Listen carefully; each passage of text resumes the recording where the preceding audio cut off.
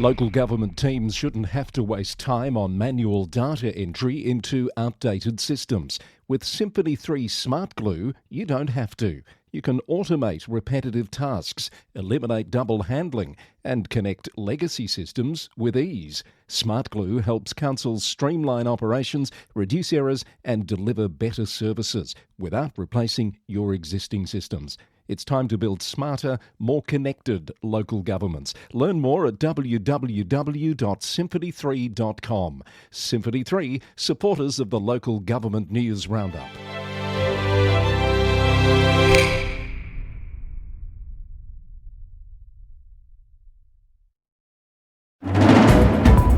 Coming up, an appeal to the Governor over the ESVF levy, the Council's planned exit from maternal and child health services, a grant loophole closes on the Mornington Peninsula, violent incidents shut down a council library, a mayor's war on visual pollution, a council's warning for pet owners after 3 dog deaths, 2 high-profile mayors announce future plans, shocking mismanagement of a WA council revealed, and council tax arrears in Britain reach a staggering new high.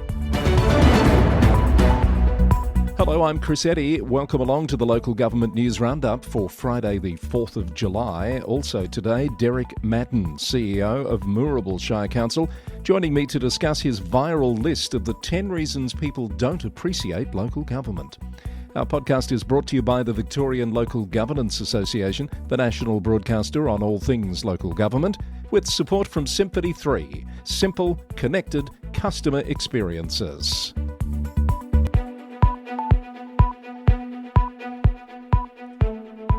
Horsham Rural City Council has taken an unusual step of appealing directly to Victoria's Governor, asking her not to sign the controversial Emergency Services Volunteer Fund levy bill. In a unanimous decision, councillors at Horsham have vehemently opposed the levy, citing what they call significant, unfair and inequitable impacts on farming, commercial and industrial sectors. Mayor Ian Ross didn't mince words, describing the timing and scale of the increase as deeply unjustifiable. While the state government has announced it will cap the levy for primary production properties due to drought conditions, the council says this doesn't go far enough. The Weekly Advertiser reported that Horsham is now considering joining a coalition of regional councils led by Loddon's Shire to present a united front against the levy. Campaspe Shire Council has announced plans to transition its maternal and child health and immunisation services to external providers. Mayor Daniel Mackerel says the move aims to strengthen access to consistent healthcare for local families. Under the new model, the state government will take over maternal and child health services, while a procurement process will begin to find an external provider for immunisation services. The council says the decision follows extensive community consultation and reflects current trends in local government. They've assured residents that services will continue uninterrupted until the transition is complete. Private schools on the Mornington Peninsula will no longer be eligible for community grants from the local council, with one notable exception, according to the Mornington Peninsula leader.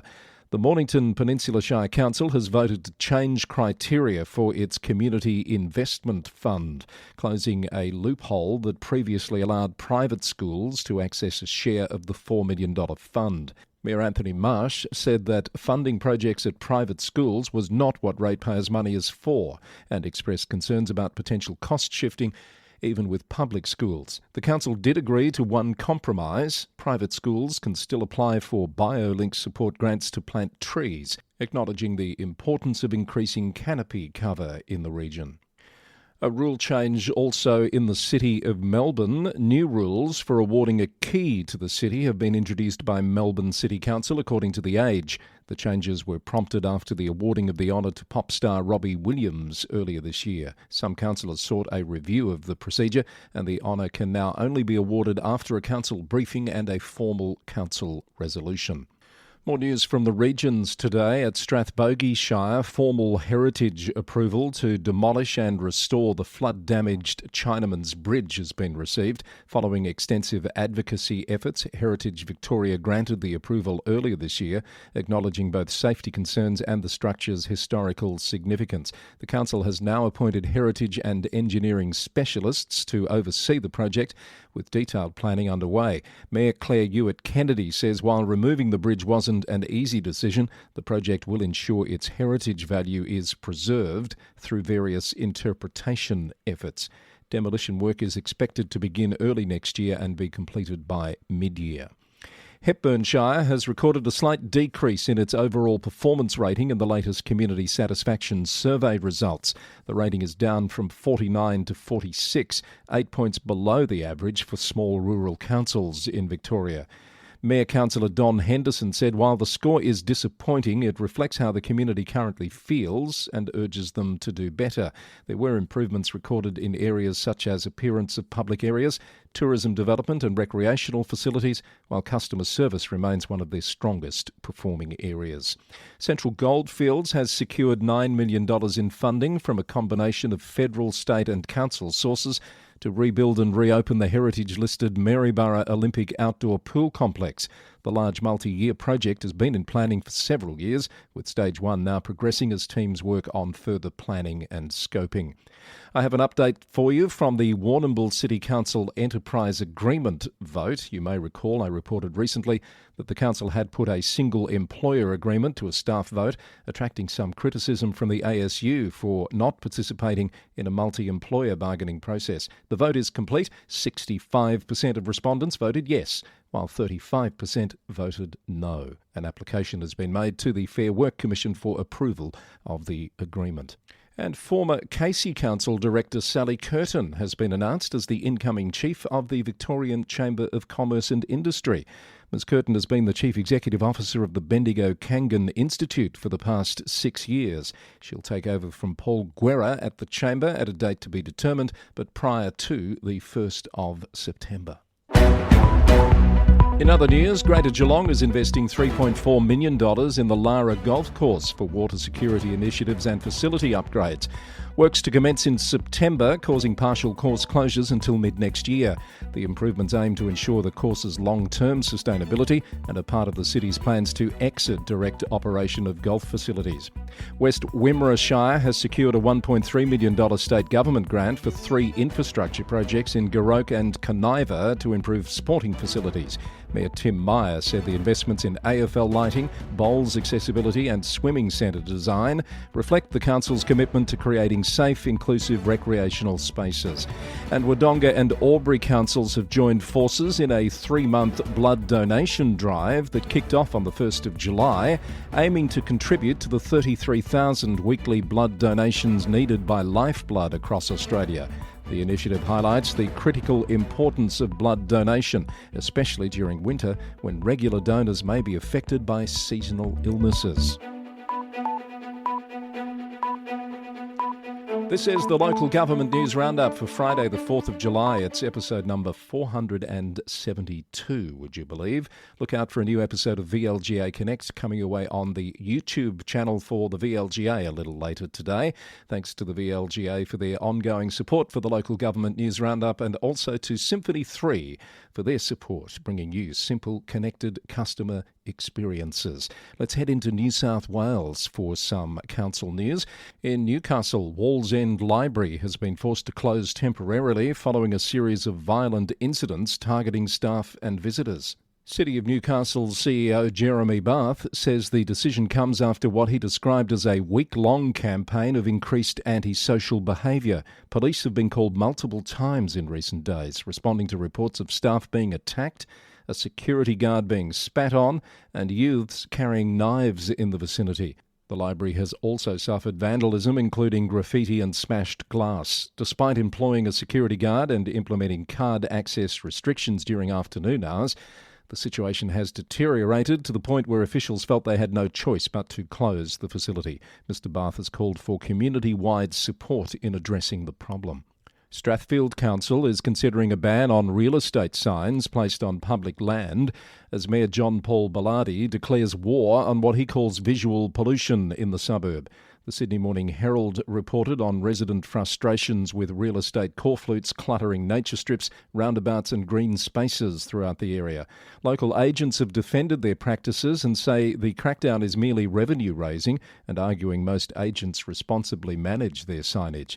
Strathfield isn't alone in taking action, with Blacktown Council already issuing $58,000 in fines this year for illegal signage. The council is now investigating enforcement options and potential fines for agencies that breach the proposed new rules.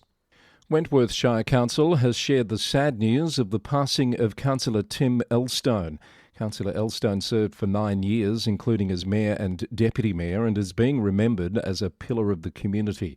He had been attending council meetings via video conference this year since his last in-person appearance in December.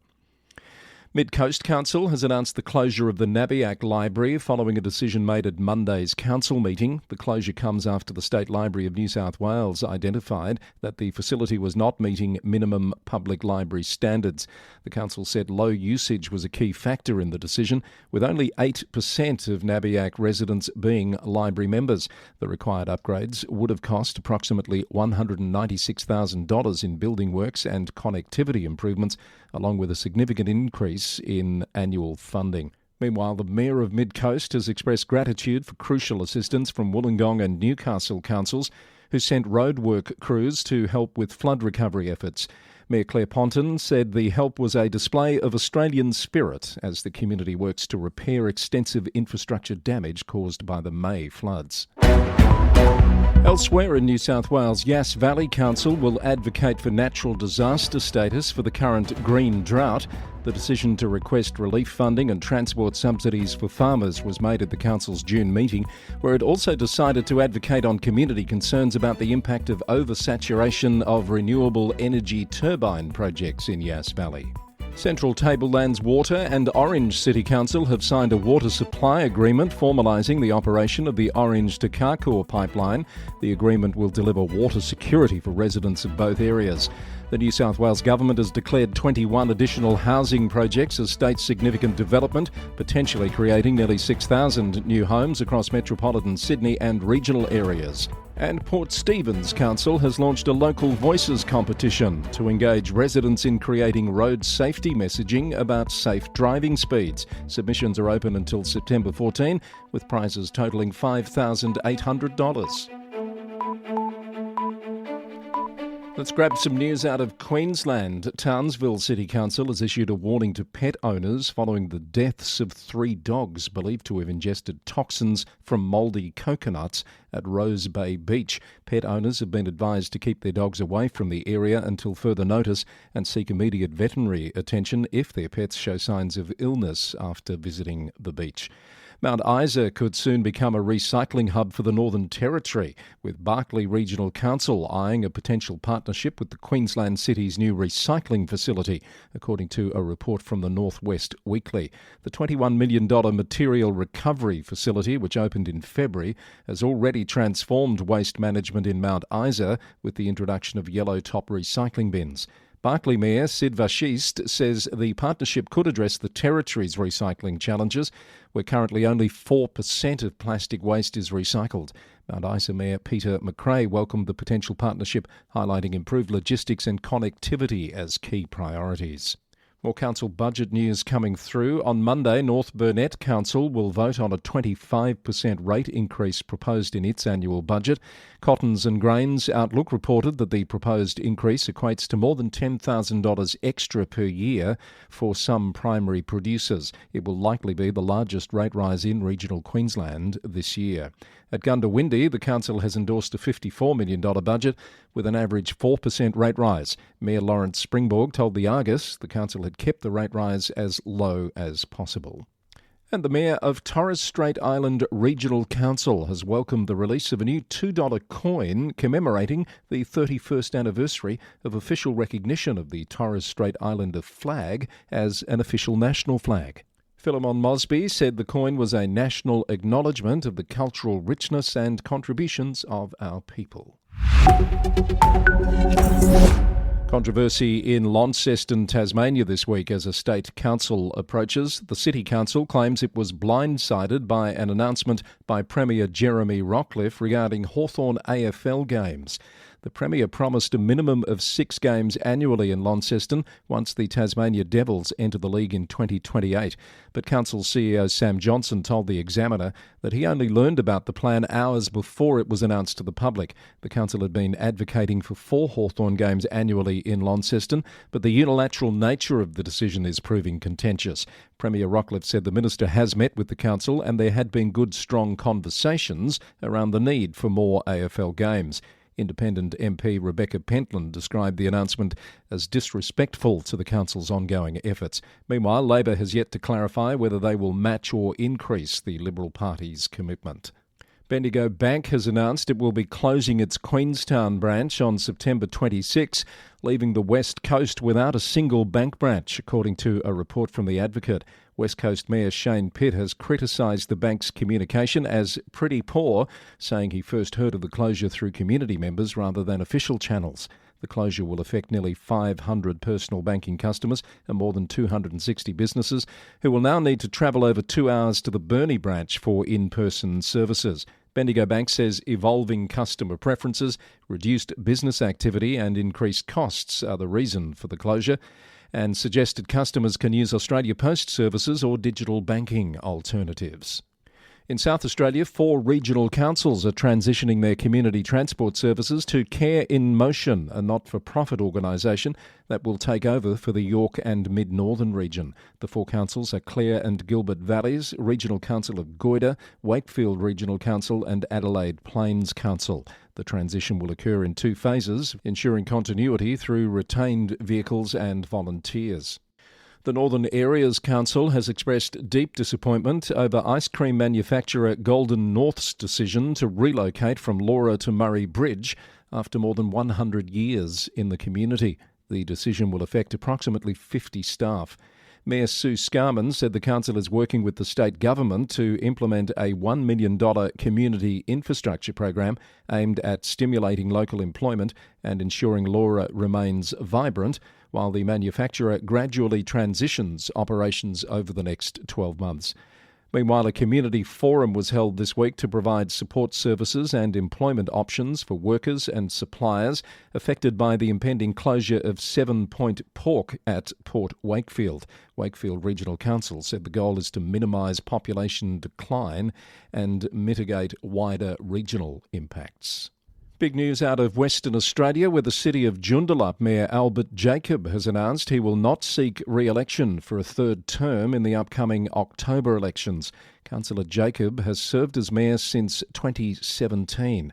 He made the announcement this week, calling it a hard decision after nearly 2 decades in public service. He highlighted the progress of the Ocean Reef Marina development as a particular point of pride during his time in office. Councillor Jacob previously served as a local councillor, a state member of Parliament and WA Environment and Heritage Minister before taking on the mayoral role. He'll remain in office until the elections conclude in October. A damning audit report has cast serious doubt on the future viability of the Shire of Coolgardie. ABC News reported this week that the Western Australian Auditor General's report has uncovered a litany of issues at the troubled Shire, revealing a net loss of $4.6 million for the 2023-24 financial year. The audit shows the council's liabilities exceed its assets by $14.2 million, with nearly $5 million in overdue vendor payments. Among the more startling revelations, the report found that a senior project officer was working remotely from the Caribbean island of Montserrat, approximately 18,000 kilometres from the Shire offices, and with a 12-hour time difference. Other findings include unfair dismissal of staff who questioned tender processes, costing ratepayers $150,000 in settlements, and failure to follow purchasing policies for a $1 million housing project.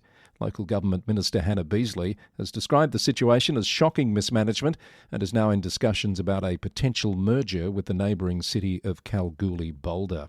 And Darwin's Lord Mayor Con Vatskalis has confirmed he will seek a 3rd and final term in the upcoming Northern Territory local government elections on the 23rd of August. The NT News reported the 68-year-old incumbent wants to finish the job before stepping down. Councillor Vatskalis has outlined several projects he hopes to complete, including upgrading childcare facilities and finishing the new Civic Centre. The Lord Mayor made history in 2021 when he became the first Darwin Mayor in nearly 2 decades to win re-election.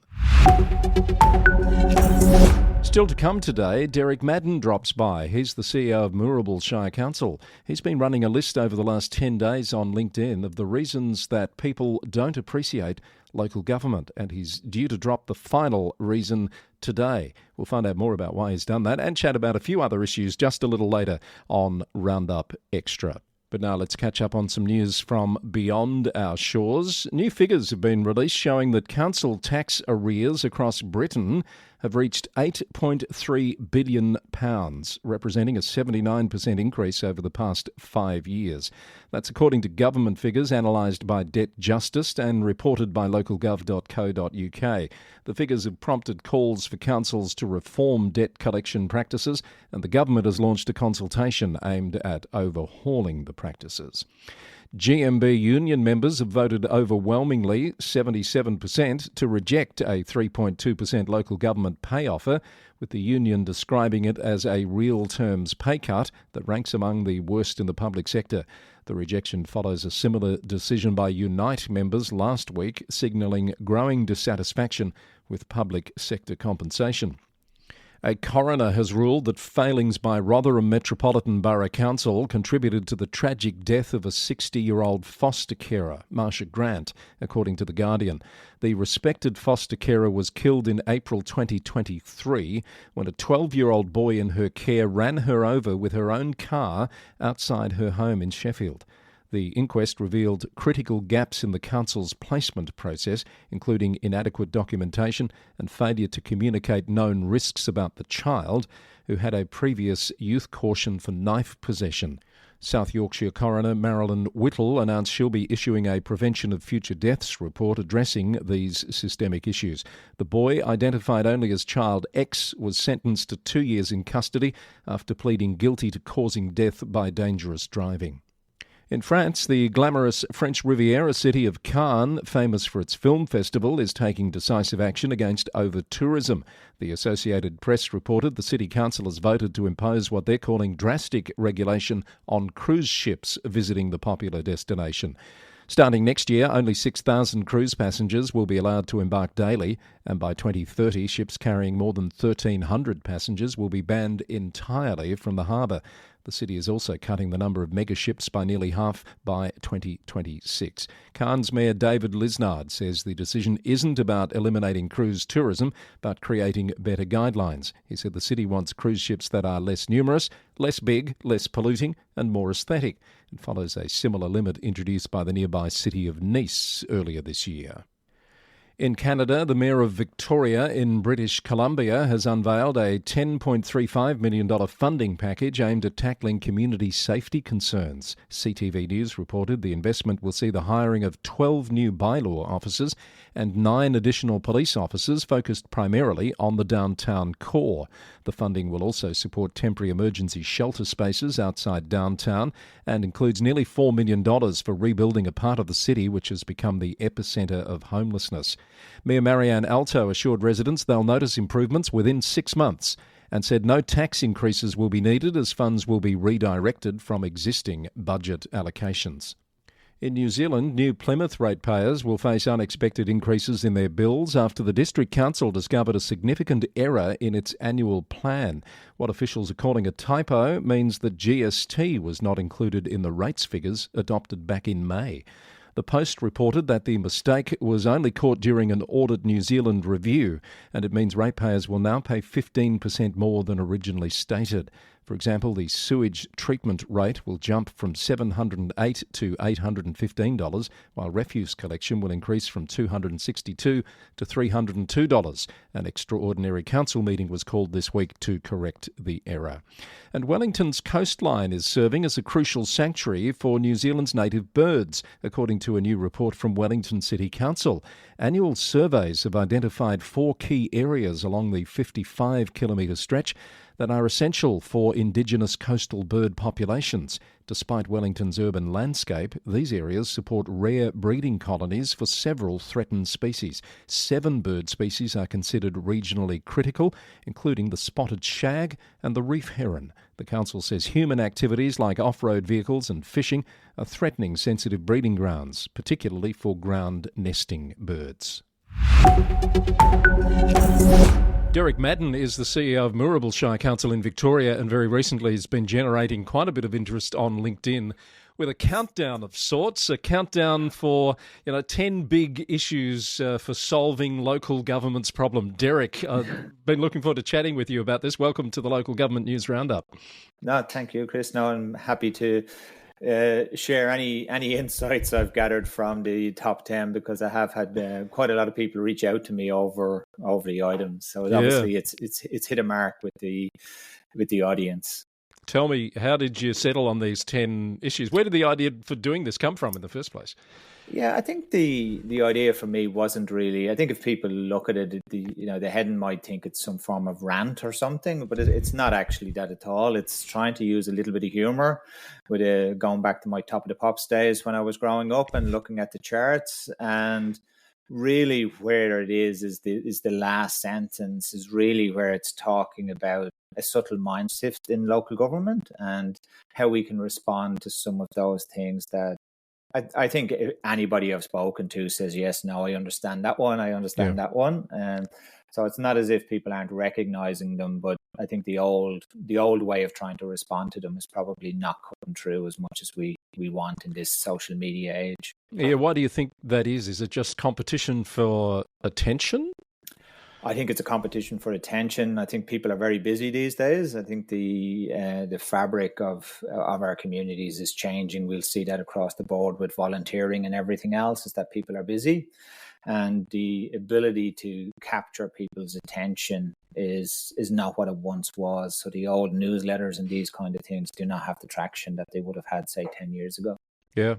So the premise of your top 10 here is that there are 10 reasons that people don't appreciate local government. This is not a new issue, is it? This is something that the sector's talked about for a long time. You've been around the sector for what, 25 years or so? Yeah. So why is this still an issue, do you think, when lots of great minds have given thought to this over those decades? Look, I think it's one of those things of where local government sits in the pyramid of government. We tend to be that level of government that everybody recognises is the closest form to the community. But the flip side of that is that being the closest level is that you're also probably at the bottom of the pyramid when it comes to state and federal government. So the voice can get drowned out a little bit. And we're 79 councils in Victoria. Not all councils have the ability to get the same voice out to their communities, because 79 councils, we are councils, but we have very, very different issues, and the ability to get that message out is not consistent around the state. Yeah, as we put this out, I think you're about to get to day one, but as we record it, you're in the middle of it, and you've talked about we're letting the loudest voices win. When you say that, are you thinking about those other levels of government? Well, I think to a certain extent I am, to be honest with you. I think the recent announcement by state government regarding the planning powers for local government, I think I did put a post out on that one because it kind of irritated me a little bit, because anyone who works in any level of government knows that the problem with housing is not just the local government problem. It's many levels. And I think to be just blaming one level of government on a problem that is such a significant problem is simplifying a very complex issue, and it'll never get fixed if we actually don't talk about where the problems actually lie. You also tackle the issue of rates. It's treated as a bill, not a value exchange. Was the language I think you used. Again, in a cost of living crisis, that's getting much harder a message to get through with, isn't it? Well, I think it is, and I think as you look around the state and you look at the impact of the Forest Services Levy and these other charges that are coming on rate notices, there's this notion of the rate capping, and I did do a paper on that as well around local government needs a reboot. and really looking at the New South Wales model and the lessons they've learned, because they've had rate capping for a much longer period, and what lessons could be learned there from Victoria. And it was interesting talking to the Minister for Local Government last week, is that they are looking at different approaches to rate capping. I don't think, if people think rate capping is going to go anywhere, it's not, but ultimately there probably needs to be some tweaks to the system, because the message to the communities is that we can't keep putting up rates, but ultimately our costs are increasing at a fairly significant level as well. Yeah, we're seeing some pretty horrific rate increases in New South Wales at the moment, where, yes, as you say, they've had rate capping for some time. We're seeing pretty dire straits in the UK, which, yes, has been a bit of a precursor for a lot of things that have happened in our sector. Where do you think all of this is going? Is there a solution to these problems? Oh, look, I think if we keep going the way we're going, it's just death by 1,000 cuts. And and I think, one of the areas that is interesting me is the area of technology and AI, and how that can actually interact with local government in a positive way and not in a cost-cutting way, because I think the announcement by state government around efficiency drives through AI didn't help the discussion on it, because I think it really can assist with those low-end tasks and relieve some of that pressure on staff within local government to allow us to do more value add. And I think that's probably an area that is of specific interest to me, and how we can leverage those kind of technologies in a positive way to enhance the service delivery, and not actually in a replacement sense. You've already got some runs on the board there at Moorabool with the use of generative AI, haven't you? Can you tell us a bit about what you're doing? Yeah, so we've done a couple of projects at this moment in time. So we've done one in a governance space, which is really a governance chatbot. We've done one for HR, which is a HR chatbot. And what that does is basically it's an AI tool developed in Melbourne with a local Melbourne-based organisation. And what that does is it takes care of tier 1 queries, so that the staff can deal with higher level queries. And I mean, I've used the governance chatbot in council meetings where, I've needed to get information very, very quickly. I've needed to understand where it was in the act, and I've basically been able to give the councillors that information immediately. So it's really around that response time that's been very beneficial. But also this week we're rolling out AI training across the whole of council. So all staff will be getting trained on AI, and we're partnering with an American company, because we couldn't find one in Australia to actually do it for us. So we're partnering with a company out of New York, Section AI, and they're delivering training across all of our staff. So the idea is we train staff up on how to use it effectively, and then we give them the tools rather than just letting them run wild on, because it is pretty powerful technology. And I think if we actually set the framework correct at the beginning, and we're also running some training for our staff around, if you had a magic wand, what parts of your job would you get rid of? And the idea there is that we can take some of them low-end tasks and actually begin to look at tools that will actually address these issues. Because, as you know, there's so many solutions out there looking for a problem. We actually just want to clarify the problem and then go and look for the solution. Yeah. What do you say to those people who are nervous about AI replacing people in jobs? Look, I think from my point of view is, I think provided you go in with the lens of it's enhancing your ability. So we really see it as a kind of a business partner, as a tool that can help people be more efficient. And I think, as you well know, Chris, the local government in certain areas, there's a skill set shortage in various components of local government where certain expertise is required. And I think from my point of view is really, historically, local government has always had this type of equation, higher cost equals higher expertise equals higher value. Well, I'm type of like trying to rejig that equation a little bit and really say, can I keep the higher value component of it, but really look at those other two components and see if we can enhance the skill sets we have, use AI, and then get higher value, as opposed to continually going out and for external expertise, which the smaller councils can't afford. Yeah. So as we play this out, you've arrived at day one. Can you let us in on what the top issue? Are these in any sort of order, Derek? No. I'd love to say they are. The last one is probably the one that everybody knows, which is, what exactly do you do anyway? because the range of service local councils deliver is so vast. And I think one of the issues is that if people aren't receiving that particular service, they don't value it. But there's other members of the community that service means everything to. And that's one of the challenges. So if you look at the top 10, one of the key things around it is that we have to communicate better with our local communities. That's a key thread running through it. It's not that they necessarily don't value us, is that they don't necessarily understand the breadth of what we're doing. But when we actually deliver those services, they are very highly appreciative of the service that they are receiving. One thing I have enjoyed is the conversations that your posts have generated. Lots of people are chiming in, agreeing, some are challenging, offering different ideas. Do you think of yourself as a thought leader?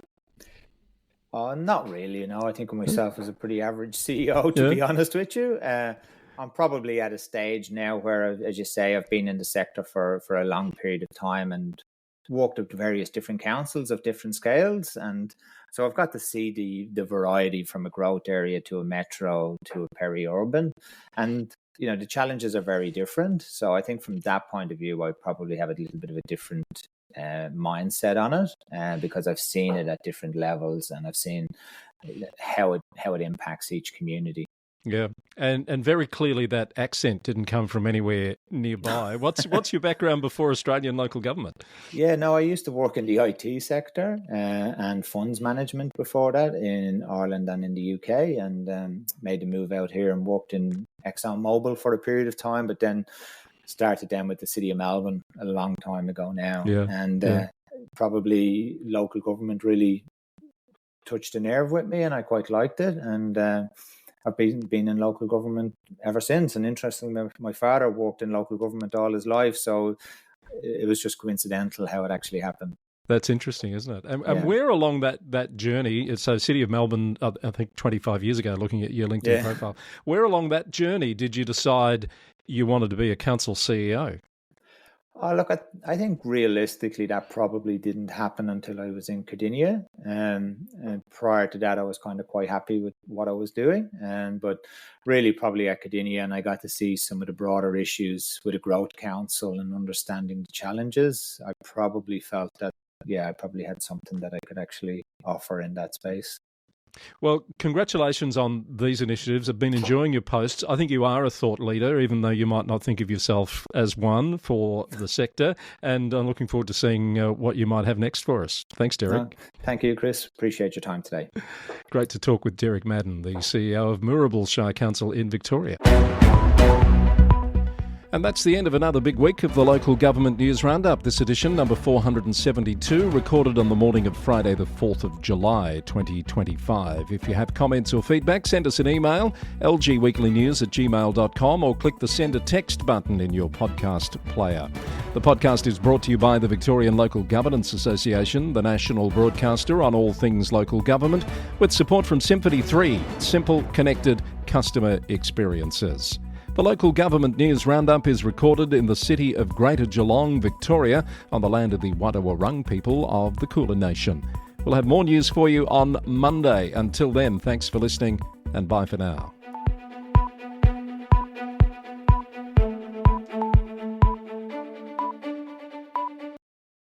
The next VLGA-LGIU Global Executive Live panel is on Tuesday the 22nd of July, exploring the topic of building the local economy.